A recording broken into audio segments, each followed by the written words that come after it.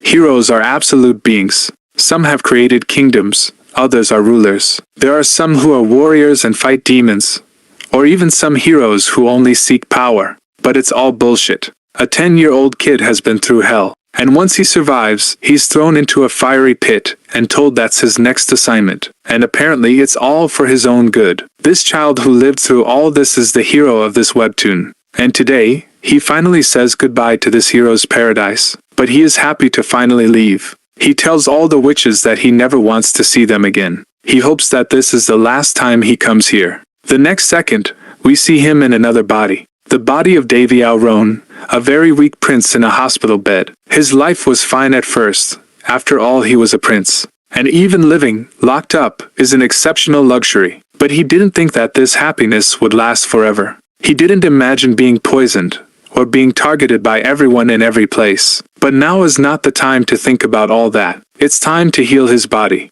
Now that he's been beaten and abused by heroes for 1,000 years, nothing will ever be the same again. He's going to take care of all these people personally. We see a flashback to his previous life in the hero world. Davy talks to a man with a lion mask. He explains to him his situation of simple child and that he did not choose to be there at all. The man in the lion mask laughs at this. He tells him that now he is part of the family. The man in the mask tells him that his name is Hercules and that from now on, he will take care of Davy. Hercules is a survival specialist and says he will start training Davy. In the real world, Davy lost consciousness 6 years ago when he was shot. After a few hours, Davy still has trouble moving, but he at least manages to get up. He can then begin the first part, the healing. But nothing happens. Davy is a little shocked this healing power was taught to him in the hero world. The problem is that his body has become rigid during the 6 years he spent in a coma. Still, a simple healing spell that doesn't require many resources should work. It is only after several tries that the healing spell is done. Davy's body is healed, but it will still take time for him to return to his original state. All he has to do is restore his health. While he was screaming with joy, his maid enters his room and is shocked to see him standing. We then see him a little later at the doctor's, who notices something strange. Of course, Davy does not intend to say anything. He is aware of his situation. He is the son of the late queen and the first prince, son of the current king. Moreover, at the same time a woman comes to meet him. Linus Barriot is the woman who poisoned his mother and took her position as queen. And her sons, the second and third princes Carlos and Benitez, are also there. Davy and the others do not have a good relationship at all.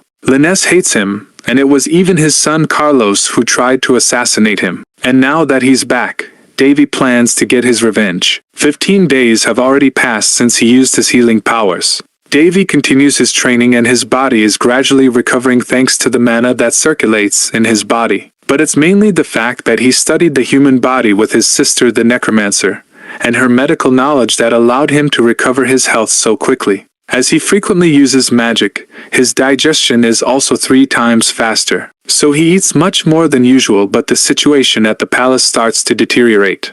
Amy, his servant, is taking care of the whole palace alone. And while they should be getting 500 gold pieces a month for maintenance, they are getting less than 100. And on top of all that, Amy is paid only a third of her salary. Davy thinks this is embezzlement. Amy has taken care of him and has always been nice to him, so he will treat her well too. He tells her to take her full salary from now on. She is shocked, but Davy tells her not to worry about the food. He even tells her not to call him Prince every time. Davy then prepares to go out to review the budget as his father does not come to see him. And in any case, his father did nothing when his mother was poisoned. So for Davy, his father isn't even part of his family anymore. Once they arrive at the budget department, Davy and Amy ask where the 500 gold coins went, but the manager makes an excuse. He tells them that claiming it is not done here. Davy suspected that this man would accuse someone else, and that in the end, it will all be a waste of time. So they leave and Davy asks Amy to bring him a sword.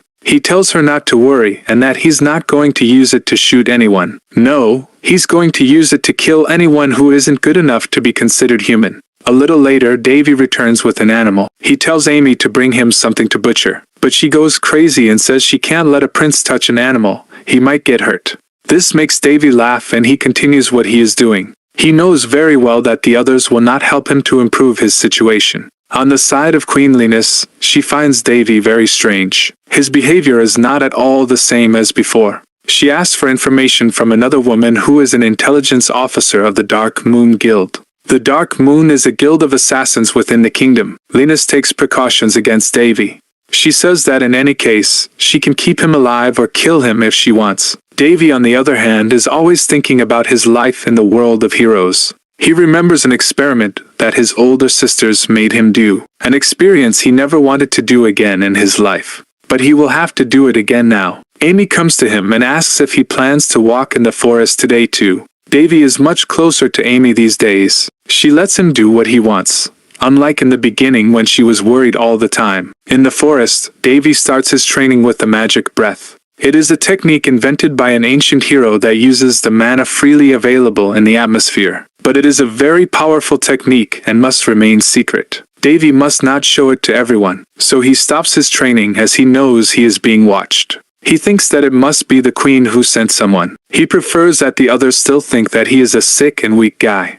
In this world, priests can't use magic, and they can't use holy powers, and necromancers have powers of a completely different kind. But Devi can use all three of these powers because of his very difficult hero training. And now, as his mana has become strong enough, he will start the creation of his magic circle. But since he uses powers of all three categories, he can't make a classic magic circle. So he creates the artery circle. It is a magic circle that goes around his body through his heart without mixing with his other powers. But as this circle is a biological modification, the slightest mistake can kill him. But he does not hesitate and starts. Amy on her side starts to be afraid for the prince who is still not back. And when he finally arrives, he falls into her arms and falls asleep. He wakes up the next day with Amy by his side who was worried about him. Devi is happy. He has succeeded in completing his circle, which now allows him to cast spells without incantations. 5 months later,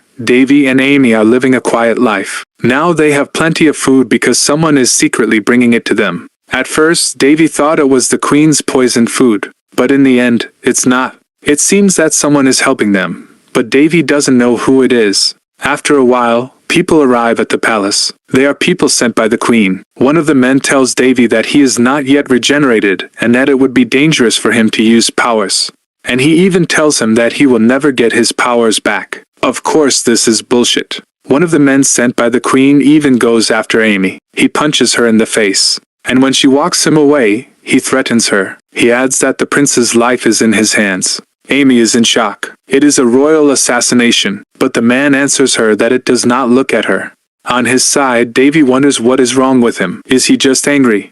He remembers what one of his older sisters said to him in the hero world. He then heads towards Amy and the man. He first kills the 2 guards that were with him. Then once he arrives at the man's house, he asks Amy a question. He asks her what the punishment is for a royal assassination. And while she answers that it is an immediate execution, Devi cuts off her head with his sword. A little later, we see the queen yelling at Devi for killing the man. But Devi retorts that he was just upholding the law.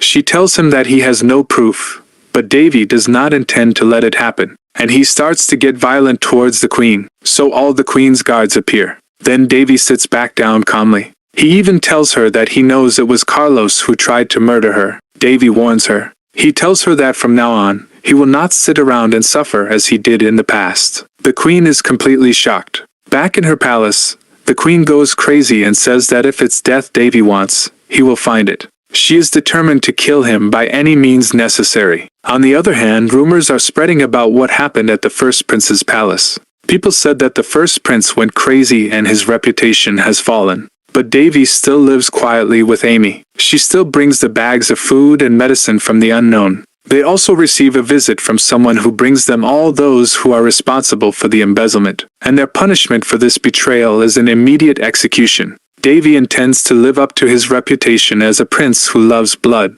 Besfis, the man who brought the traitors to him, is the leader of all the royal family's servants. He also tells the prince that he will be assigned new servants. Devi asks that Amy remain as his personal servant, and that she be appointed as his chief servant. Devi also tells Besfis to stop sending him bags of medicine. He had found out it was him, but Besfis pretends not to understand what he is talking about. Soon after, the 4th prince and the 2nd princess come to visit the prince. Princess Winli and Prince Barris arrive in his room. We learn that the king has for Queen Linus and 2 concubines. And these 2 are the 2 children of the first concubine, who is neutral, unlike Linus and the second concubine. The 3 princes discuss and explain that they have been living in a remote land since Devi was in a coma. The first daughter of Winli and Barris' mother was sent abroad by the queen, who hated her. So to protect them, their mother sent them away. And there, they learned magic and even how to fight with swords. While they were bickering as usual, Winli and Barris talked about a swordsmanship competition. They tell Devi that they have asked for permission for him to go with them, and that it would be nice since he rarely leaves the palace. Devi reads the letter and sees that it's like an Olympics. He accepts the invitation and says that he will go with them. Barris even tells him that if he is too weak, he can carry him on his back. Devi thinks that it is a good idea. He thinks that it is the moment to have some fun. On the other side, we see Besfis serving a tea. He says that this sword competition would be interesting. Besides, Barris is almost 14 years old, and almost an adult. And he adds not to worry. The first Prince Devi has become much straighter. His calmness and splendid perception surprised him. He was amazed at how much Devi had grown. And the person he was talking to was actually the king. So, the king replies to Bessus that all this is quite sad. Why is the king so disgusted that his son has changed? Why doesn't he even want to meet him? And what will happen when everyone finds out at the competition that Devi is overpowered? We'll see in the next video. By the way, if you liked the video, tell me in the comments. And subscribe so you don't miss the next episodes coming soon.